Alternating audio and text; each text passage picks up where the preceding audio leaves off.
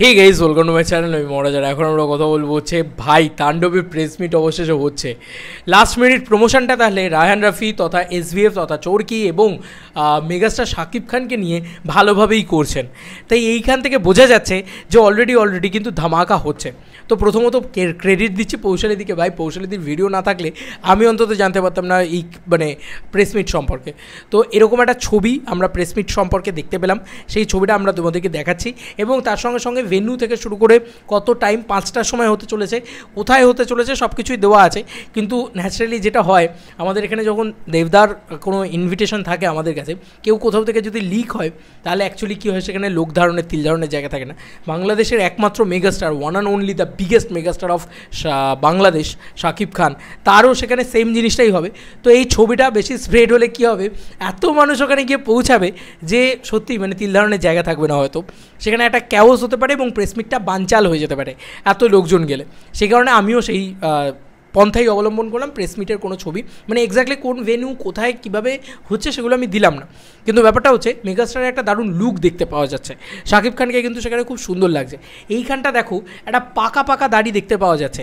আজ অবধি শাকিব খানকে কিন্তু আমরা পাকা দাড়িতে তাণ্ডবের লুকে কখনো দেখিনি। তো এখানে একটা ভালো করে যদি লক্ষ্য করা যায়, এখানে একটু পাকা দাড়িতে দেখতে পাওয়া যাচ্ছে শাকিব খানকে।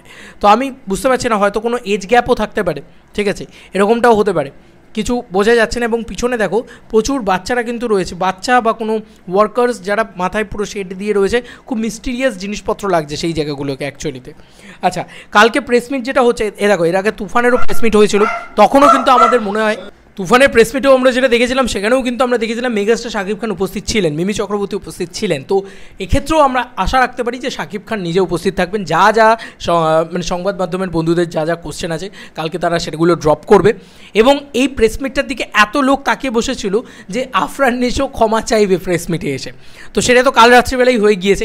3 তারিখের কথা 3 তারিখে রেখেছে, প্রেস মিট 3 তারিখে না আনতে পারলেও ক্ষমা কিন্তু 3 তারিখেই চেয়েছে। এবং পরবর্তীকালে আজকে দেখা যাচ্ছে যে প্রেস মিটটা কিন্তু তারা করছে। এবার কালকেই ট্রেলার আসবে নাকি পরশু দিন, আমার মনে হয় সবথেকে ভালো হয় পরশু দিন ট্রেলারে। কালকে ট্রেলার আসার দরকার নেই, পরশু দিন ট্রেলার এলে সবথেকে মানে একটা হয় না একটা ওই উন্মাদনাটা ধরে রাখার মতন জায়গা হয়।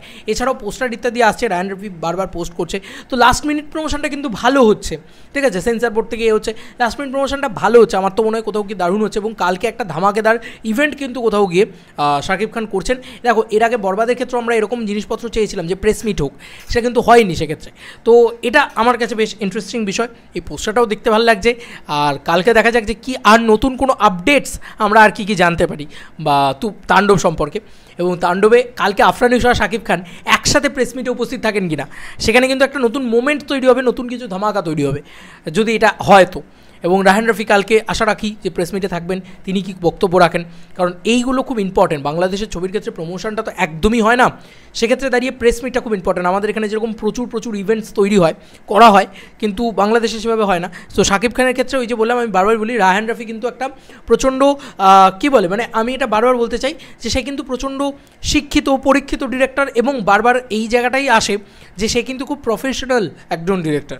তো আজকে আমরা দেখতে পাবো তার সিনেমার ক্ষেত্রে ট্রেলারও আসবে, তার সিনেমার ক্ষেত্রে টিজারও যেরকম এসছে, গানও যেরকম এসছে, প্রেস মিটও কিন্তু তার সিনেমার ক্ষেত্রে করা হবে।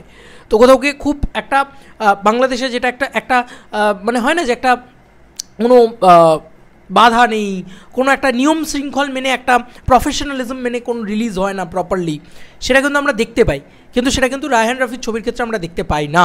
সেই কারণে ভরসা তো ছিলই প্রথম দিন থেকে, প্রমোশন ভালো হয়নি এটা মানতেই হবে। কিন্তু লাস্ট মিনিট প্রেস মিট হচ্ছে, আশা রাখি খুব ধামাকেদার কিছু একটা হবে। এবং কালকে শাকিব খান একটা কিছু বোমটোম ফাটাক, আফরান নিশো শাকিব খান একসাথে আসুক, জমে যাবে। কি তাণ্ডব নিয়ে উৎসব হচ্ছে। তো চলো বন্ধুরা, নতুন কোনো ভিডিওতে দেখা হবে।